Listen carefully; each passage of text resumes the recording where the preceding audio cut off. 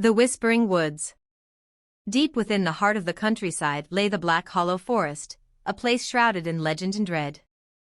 Locals called it the Whispering Woods, for it was said that the trees themselves spoke to those who ventured too far into their shadowy embrace. Few who entered ever returned, and those who did were never the same.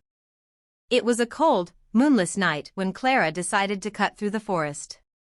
She had been visiting her grandmother in the neighboring village and had stayed later than intended. The main road was long and winding, but the forest offered a shortcut.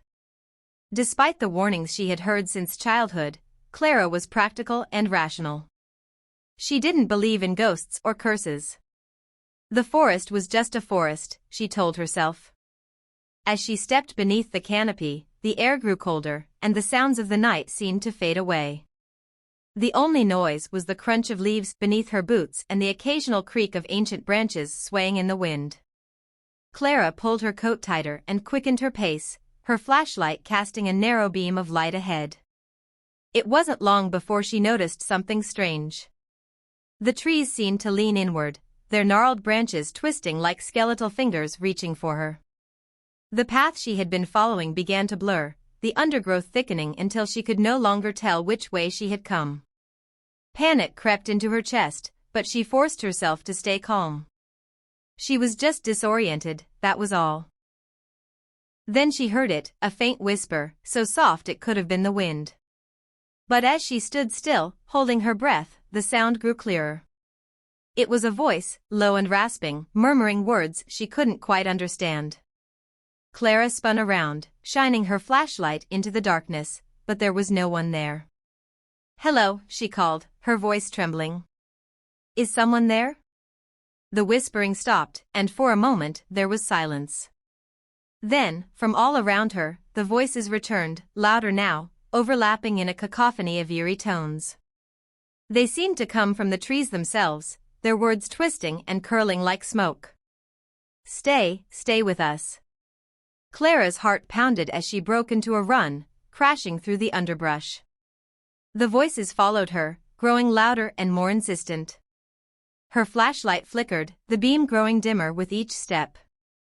She stumbled over roots and rocks, her breath coming in ragged gasps. Suddenly, she burst into a clearing.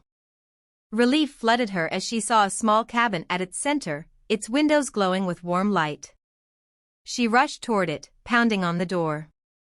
"Please. Help me."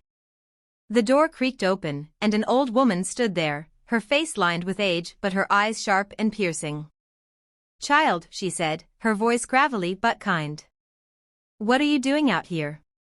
I got lost," Clara stammered. "The forest, it's alive. The trees, they're talking." The old woman's expression darkened. "You shouldn't have come here. The forest doesn't let go of what it catches." Before Clara could respond, the whispering returned, louder than ever. The trees at the edge of the clearing began to sway violently, their branches clawing at the air. The old woman grabbed Clara's arm and pulled her inside, slamming the door shut. "Listen carefully," the old woman said, her voice urgent. "The forest feeds on fear. It thrives on it.